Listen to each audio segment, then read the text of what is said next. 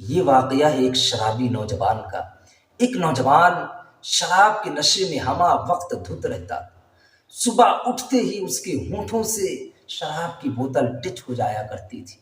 وہ گناہوں کے دلدل میں پھنس کے زندگی گزار رہا تھا۔ کبھی اس نوجوان نے اللہ کے حضور ایک سجدہ تک نہیں کیا۔ جب اس کے مرنے کا وقت قریب آیا تو وہ اپنے ماں کے گود میں اپنے سر کو رکھ کے کہنے لگا کہ ماں، میں نے گناہوں کے دلدل میں پھنس کے زندگی گزارا ہے۔ میں نے کبھی اللہ کے حضور سجدہ نہیں کیا۔ میں نے زندگی میں کبھی ایک بھی نیک کام نہیں کیا۔ اے ماں، میرے مرنے کا وقت قریب ہے۔ پتہ نہیں میرے مرنے کے بعد علاقے والے، محلے والے، گاؤں والے میرے جنازے کی نماز میں شریک ہوں گے یا نہیں ہوں گے۔ مجھے وشواس نہیں ہو رہا ہے۔ تو ماں نے کہا کہ بیٹا، بات تو تیری صحیح ہے۔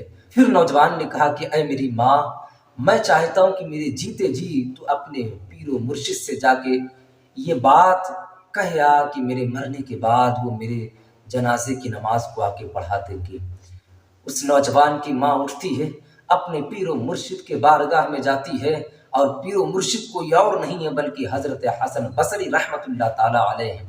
اپنے پیر و مرشد کے بارگاہ میں جب پہنچی ہے تو پیر صاحب نے پوچھا کہ کیوں آئی ہو؟ تو اس نوجوان کی ماں نے کہا کہ میرے بیٹے کا انتقال کا وقت قریب ہے۔ اس کو یہ ڈر ہے کہ اس کے مرنے کے بعد کوئی اس کے جنازے میں شریک نہیں ہوگا، اور میرے بیٹے کی تمنا یہی ہے کہ اس کے انتقال کے بعد آپ اس کے جنازے کی نماز کو پڑھائیں۔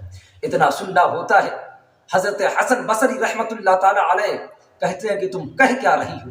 تمہارے بیٹے نے گناہوں کے دلدل میں پھنس کے زندگی گزارا ہے۔ تمہارے بیٹے نے کبھی کوئی نیک کام نہیں کیا ہے۔ تمہارے بیٹے نے کبھی اللہ کے حضور سجدہ نہیں کیا ہے۔ تمہارا بیٹا کبھی مسجد کے قریب سے گزرا نہیں ہے۔ میں اس کے جنازے کی نماز کو کیسے پڑھا سکتا ہوں؟ تم یہاں سے چلی جاؤ۔ وہاں سے وہ اس نوجوان کی ماں مایوس لوٹی، اور گھر پہ جب پہنچتی ہے تو اپنے بیٹے کے سر کو پھر گود میں رکھ لیتی ہے اور کہتی ہے کہ بیٹا، اگر تو نے میرے باتوں کو زندگی میں مانا ہوتا تو آج میرا پیر جنازے کی نماز پڑھانے سے انکار نہیں کرتا۔ تو نے گناہوں کے دلدل میں پھنس کے زندگی کو گزارا ہے، تو شراب پی پی کے زندگی گزارا ہے، آج اسی وجہ سے وہ تیرے جنازے کو پڑھانے کے لیے تیار نہیں ہو رہی ہے۔ نوجوان جو ہے وہ ساون بھادو کا روپ اختیار کر لیا، رونے لگا اور کہتا ہے کہ ماں، مجھے ایک بات بتا کہ میرے گناہ زیادہ ہیں یا رب کی رحمت بڑی ہے؟ تو اس کی ماں نے کہا کہ بیٹا، رب کی رحمت بہت وسیع و عریض ہے، رب بہت کریم ہے، بہت رحیم ہے رب۔ تو کہا کہ ایک اور بات بتا کہ ماں، اگر رب تجھے ایک لمحے کے لیے اختیار یہ دے دے کہ تو چاہ تو اپنے بیٹے کو جہنم میں پھینک دے یا چاہ تو جنت میں ڈال دے، اے میری ماں تو بتا مجھے کہاں جہنم میں پھینکے گی یا جنت میں ڈالے گی؟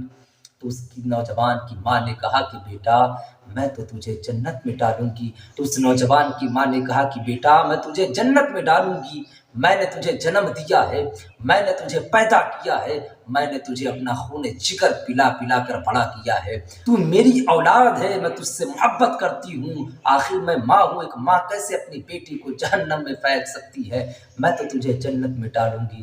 پھر نوجوان نے کہا کہ ماں، میرا رب تو 70 ماؤں سے زیادہ محبت کرتا ہے، پیار کرتا ہے، پھر وہ رب مجھے جہنم میں کیسے ڈال سکتا ہے؟ اور اتنا کہتے ہی اس نوجوان کی روح کب سے ان سری سے پرواز کر گئی، اس کا انتقال ہو گیا۔ اب وہ اس نوجوان کی ماں رونے لگی، اتنے میں دروازے پہ کسی نے دستک دیا۔ جب اس نوجوان کی ماں نے دروازے کو کھولا ہے تو دروازے پہ کوئی اور نہیں بلکہ حضرت حسن بصری رحمۃ اللہ تعالی علیہ کھڑے تھے۔ اس نوجوان کی ماں نے پوچھا کہ آپ نے تو منع کر دیا تھا، پھر کیوں آئے؟ تو حضرت حسن بصری نے کہا کہ اے عورت، تمہارے آنے کے بعد میں سو گیا تھا، اور جب میں سویا تو کسی نے کہا کہ اے میاں، تم سو رہے ہو، میرے یار کا انتقال ہو گیا ہے، جنازے کی نماز نہیں پڑھاؤ گے؟ حسن بصری، تم سو رہے ہو، میرے دوست کا انتقال ہو گیا ہے، اٹھو جاؤ اس کی جنازے کی نماز پڑھاؤ۔ ادھر اللہ کے خوف میں، شرم و ندامت میں آنکھوں سے 2 آنسو کے قطرے گرے، ادھر بخشش کے پروانے سنا دیے گئے۔ رحمت حق بہانہ نہیں جو ید، ہم تو مائل بکرم ہے، کوئی سائل ہی نہیں، راستہ دکھلائیں کسے، کوئی رہ روے منزل ہی نہیں۔